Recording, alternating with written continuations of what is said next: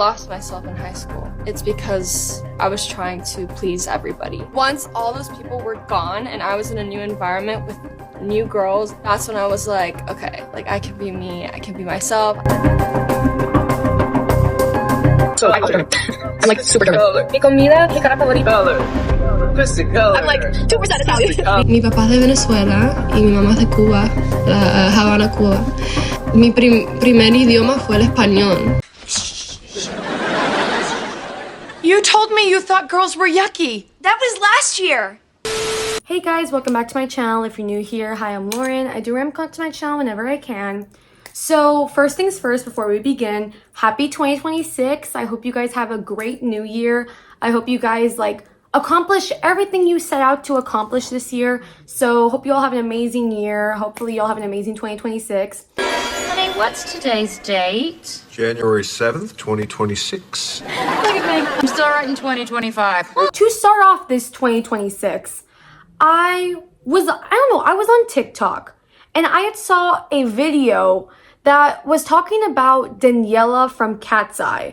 If you don't know who Katseye is, global girl group, very popular right now. There's been just apparently a lot of talk about Daniela from Katseye, and more particularly about her race and if she is even Latina or not. So Katseye fans, people on the internet, let's sit down and we're gonna talk about this because I don't know. I think this has been something, apparently this has been a conversation that has happened since they debuted. And I guess I wanted to talk about it because I don't see a lot of people talking about it. I don't see a lot of people making videos on why this is kind of problematic. So we're going to talk about it. I'm here as a Latina creator as well to talk about this as well and explain to you guys kind of the issue with this whole thing. Like always, please don't send any hate to anybody mentioned in this video. Purpose of the video is just to talk about it, give our opinions, and ultimately have a nice and respectful conversation in the comments below. Also, please note that Daniela is not the only member of Katseye who receives racism and hate and all that stuff because of her race/ethnicity. I know that Laura and Manon are two other girls on Katseye who also face this type of hate. And I actually will talk about them a little more down the line of this video, but I want to focus more so on Daniela. So yeah, without further ado, let's get into the video. So I think this conversation started back up because of two things. And I'm going to talk about them and then we'll kind of get more into why this is an issue. So Internet Girl is Katseye's new song. They released it right at the beginning of the year. And right now it's faced a lot of controversy. It's faced a lot of backlash. A lot of people don't like the song. And it's more so what the general consensus are two things. It's either one, the song already sucked and it was already bad to begin with and it took people this long to figure out it was bad. Or two, it's people saying that they liked the live version better, but they hate the baby voice that was saying the words I'm getting out of here, which I instantly clocked to be from that Melanie Martinez song Fire Drill, which I used to listen to when I was a fan of hers. So I instantly clocked that and I'm just like, oh. So in the live version, I think it was either Sophia or Yunche. I can't remember exactly who sang it, but she actually sang the lines, I'm getting out of here, and a lot of people kind of liked I guess the sassy nature of it. And now that it was replaced with this baby version, a lot of people hated the song. And apparently on YouTube there's a version called the aborted version, and that a lot of people believe that AI was used in creating the song, the lyrics and stuff. Because AI was mentioned in the description of the video, a lot of people think that AI maybe was used to write the song, and that this is hype and music labels trying to desensitize us to AI, that they're trying to make us get used to AI in the music industry. And people think that this was already a thing with Gnarly, that Gnarly was the first instance of this, and that because Gnarly became, very popular and stuff, all of a sudden, oh, they tried to get another hit with Internet Girl, which I kind of see that. I do kind of see that this was another Gnarly part 2, right? The other one, this is more so about Daniela, is that Daniela had said that Playboy Cardi had saved her and that she's mentioned him a couple of times, like when they've been on live or like in interviews or whatever, right? You literally like saved my life. Like I would say that. For those of you guys who don't know, Playboi Carti is a controversial rapper. He has allegations of DV and for being an absentee father. In 2023, it was widely reported that Carti had been arrested in December 2022 on a felony aggravated assault charge for allegedly choking his then pregnant girlfriend during an argument over a paternity test. The police report noted visible injuries on the woman's neck, chest, and back. His attorney claimed the accusations were false. In regards to the absentee father claims, he has a son with Iggy Azalea, and Iggy Azalea had publicly criticized him on multiple occasions, claiming that he wasn't there for the son's birth and just isn't there for their son. And that apparently, according to her, he had treated her very badly during the relationship. There's also an allegation of him assaulting his limo driver in late 2025, in which he allegedly punched his limousine driver in Utah. The driver of the limousine claimed that this happened after Carti had an argument with his girlfriend in the car. So ultimately, he is very controversial. Let's put it point blank there. He's kind of a controversial figure, right? When it was found multiple times that Daniela was like, talking about how Carti had saved her and this and that, whatever, and just talking about him a lot of people were criticizing her, rightfully so, saying, hey, he's not a good person, right? Which, valid. I do think that it's valid to, critique and criticize her on seemingly supporting Carti. According to rumors, people think that there are like two reasons as to why Daniela might be doing this. And it's either one, for Playboi Carti to get on a feature with Katseye, or two, something with Hybe. That apparently Hybe is in charge of one of Carti's labels, but I really couldn't find much on that. So if anybody has more info on that, then leave it down below. But I don't know how much, those two actually correlate. But the issue is that this can do more harm than good, and it kind of seemingly has. It seems to me, at least to me, that after the Playboi Carti comments that Daniela made, and I guess you can also argue the internet girl whole thing as well, that this has led to Daniela getting a lot of criticism for her response about Carti, which rightfully so. However, other criticism has happened, such as people criticizing the way she dances, her facials, and more so the race debate. So I don't know. I guess what I find interesting, when it comes to people criticizing other things that aren't relevant to the main issue, because the main issue is that she supports Carti. You can criticize her on supporting Carti. I don't know why you have to bring in her dancing and her facials. To be honest, at least in my opinion, I feel that Daniela dances and does facials and has a very good stage presence compared to a lot of other people's favorite idols. Jenny, who said that? I guess what I find very interesting about this whole thing is that when people are criticizing her about the whole Carti thing, they're finding other things to criticize her on as well, such as her dancing, the way she performs, this, that, whatever. And one of those being that Daniela isn't quote-unquote Latina. So let's get into it. So based on the research I did on this, it seems to be that this has been a topic of conversation since Katseye debuted, and even probably during Dream Academy. So it's been about a good year, 2 years, right? So there are three things actually, that people have been saying about Daniela. So it's either one, she's not Latina at all and that she's fully white. Two, that she's suddenly leaning into her Latina heritage and suddenly doing all that because it's trending and popular. And then the other one is that she's a Trump supporter. So let's get into it. In regards to the Trump and MAGA allegations, so Daniela's mom was found following Trump on social media. And a lot of people instantly were like, okay, wait a minute, if her mom's following Trump, then that means that Daniela is a Trump supporter, when that doesn't necessarily equate to anything. I'm gonna be very honest. This is a kind of a nuanced conversation, but even if her mom voted for Trump, that doesn't necessarily make Daniela a Trump supporter. And that I feel like this is a logic for a lot of people that they need to understand, especially when it comes to cultural, multicultural families, cultural families, even in the South, even just living in the South, right? In Republican states, you don't really align with what your parents voted for. I feel like a lot of people assume just because your parents vote one way that you're going to vote the same way. That's not always the case. So I feel like, you know, yeah, if Daniela's mom did vote for Trump, we don't know if she did or not, but if her mom voted for Trump, that doesn't necessarily make Daniela a Trump supporter. So other things to kind of back up the Trump supporter and MAGA allegations that people have online is that Daniela wasn't following Palestine accounts when other members were, and that she didn't speak out for what was happening with Latinos in the US, especially, you know, during the summer and with like the immigration stuff and basically everything that's happened since Trump got reelected into office, right? Now, definitely what I will say is that if Daniela has not spoken up about what's going on in the country regarding Latinos, then I do think that's a problem. Personally, I do think that anybody with a platform, especially like, you know, in this case being Latino, I think anybody with a platform should speak up about what's going on with our people and what's happening to our community. I think it's really important now more than ever to speak up.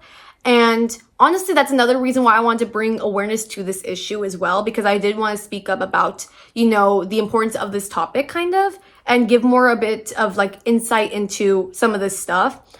But definitely, I do think, especially with the platform she has, she should speak up about it. She's from the US. I do think that this is, you know, a topic that definitely like, you know, hits close to home because she's from the US. And yeah, I definitely think she needs to speak up about this if she hasn't already, and, you know, continue to speak up about it and like, you know, be there for the Latino community. I think the craziest take I heard to prove that she was a MAGA Trump supporter was that people more so on Reddit think that she supports Trump because she modeled cowboy hats. Oh, for 5 minutes. Whoever is thinking with this type of logic, I'm gonna virtually touch your hand when I say this.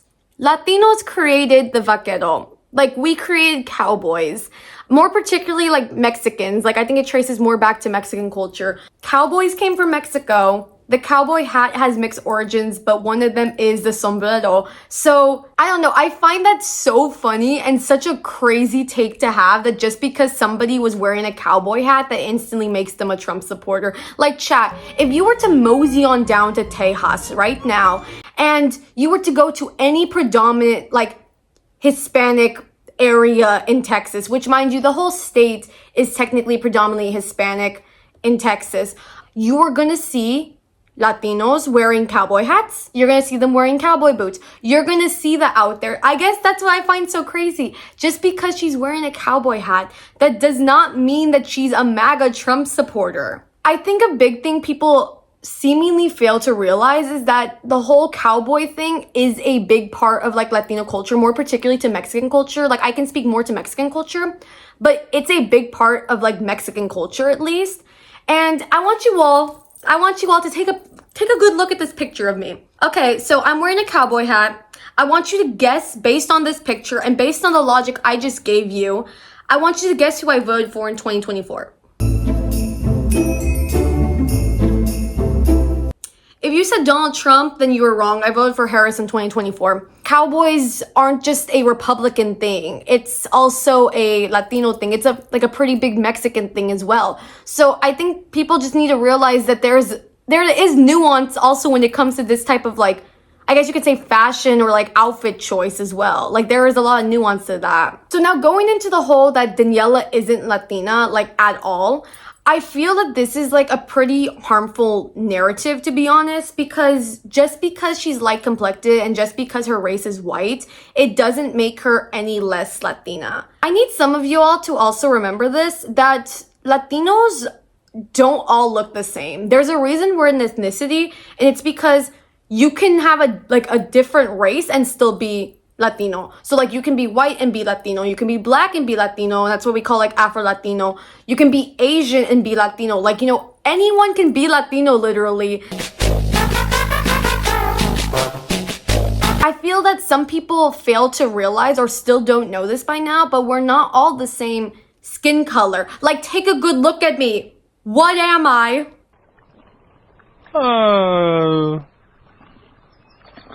Really tall? No! It's honestly a borderline stereotype to assume that we all look the same. And I knew somebody in college, this was sophomore year, that we were like kind of acquaintances, whatever. And she came up to me, we were having a conversation, and all of a sudden she says something along the lines that she wants a Mexican, right? And I was like, what do you mean by that? And she was kind of insinuating she wanted a stereotypical Mexican guy who was like tan, black hair, whatever. And I had to explain to her that we all don't look the same. And I had to use myself and like another friend as an example, that one of my other friends she's like very like white, güerita, blue eyes, blonde hair, and she's Latina. And then I used me as an example, black hair, brown eyes. I'm not dark complected at all. Like my race is white.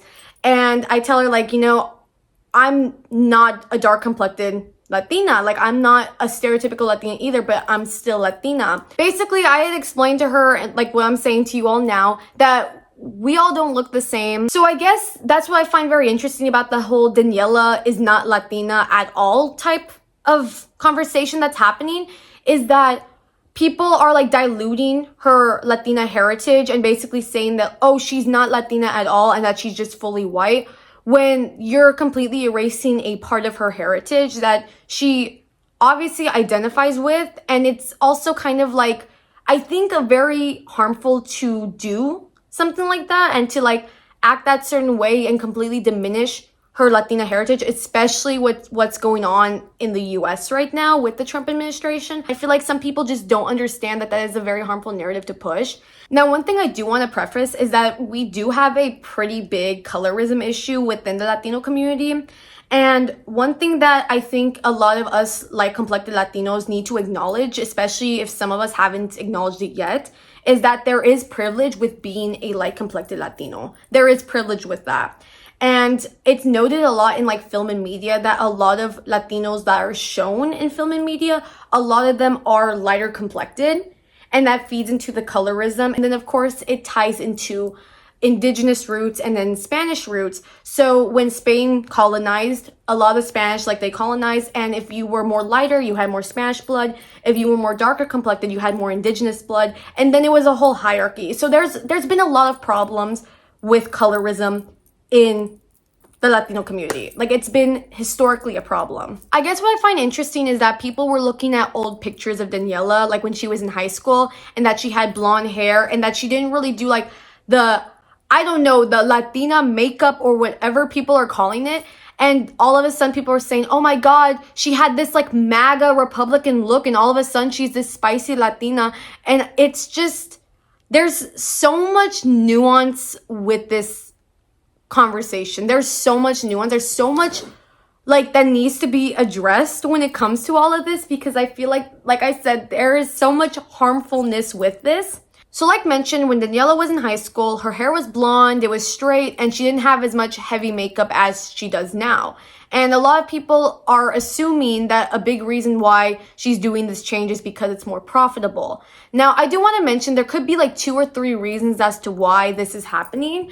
And I don't know the exact reason, but I'm going to give an examples as to what could be the reason.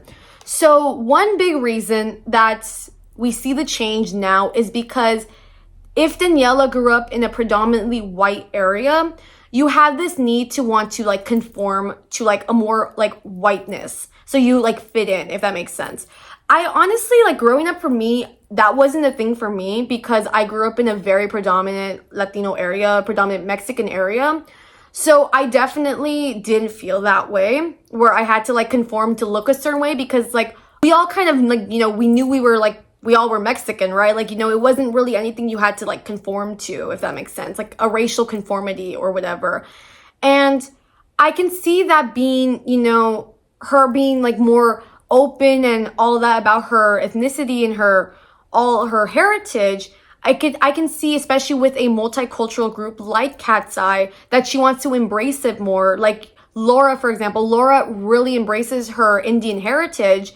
And, you know, maybe Daniela had this inspiration like, oh my God, I want to embrace my Latina heritage, which is completely fine. Now, the second argument that I'm also presenting as well is that there is the possibility that Hybe is promoting her as like the spicy Latina. There is that possibility. I hate to say it, but it is marketable. You can easily market a Latina to be the spicy Latina. It's a stereotype that sadly, like, you know, we're in.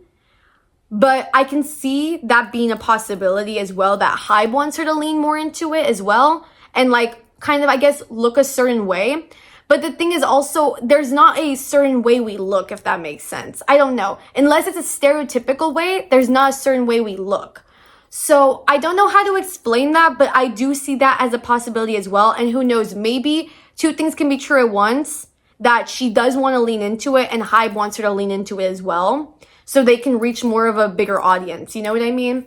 And to be honest, when I found out that Daniela, like when I saw a Latina, Daniela on katseye in a global girl group, I felt represented. Like, you know, I definitely felt like, oh my God, there's somebody who's out there not only being a representation for me, but for a lot of young girls, right? Like I said earlier, this goes back to the racism that a lot of the katseye members face, or at least half of them face.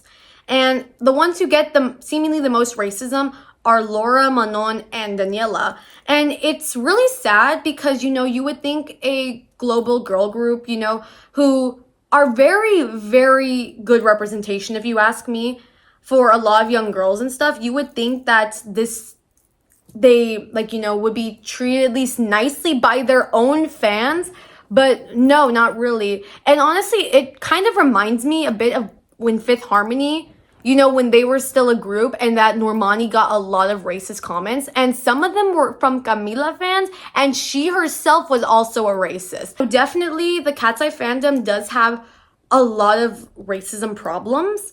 And yeah, I just remember that over the summer that some people in the fandom, or even maybe outside the fandom, maybe this wasn't even the fandom, but towards Laura, some people called ice on her.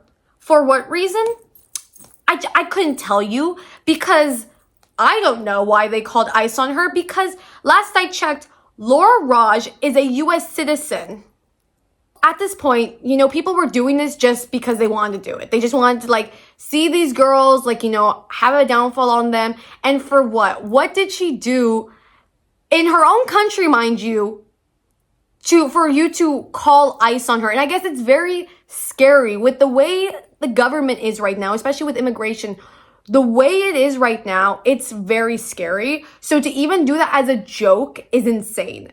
My whole issue is that, like, a lot of the girls face racism from even their own fans, and it's insane. So, like, Laura's been called Jafar. Like, people have called her names just for being Indian. And then Manon has also been treated badly, and people have even questioned whether she's black or not because she's light complected. And I'm just like, oh, that's insane. You know what I mean? And then, of course, you know, going back to what we talked about in this video, Daniela, people have questioned whether she's a liar or not about her own heritage. And yeah, that's insane. All because you don't like her. You know what I mean? All because you don't like them, that this is happening.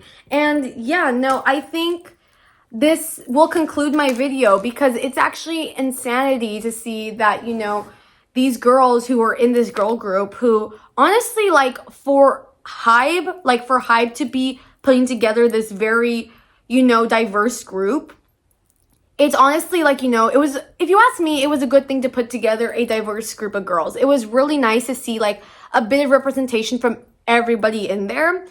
And to be honest, like, you know, it's really sad that, you know, Laura or Manon or, like, you know, all these other members, like, they'll get, like, this hate just because of their race or their heritage. And it's really sad. And it's something I would like for people to stop doing in 2026, but I know that's unrealistic to ask for. But yeah, thank you guys so much for watching this video. I hope you learned something new. I'm always really open to wanting to talk about, like, you know, stuff, especially within pop culture, and, like, I guess you could say, like, the underlying politics within it. And yeah, I hope you guys learned something new. I hope we have a respectful conversation in the comments below. But yeah, without further ado, I'm going to end the video here. I hope you guys have a great 2026. Make sure to like, subscribe, and share, and comment down below what else you guys want me to talk about on my channel. Yeah, hope you guys have a great year. I will see you guys definitely in the next video. Bye, guys.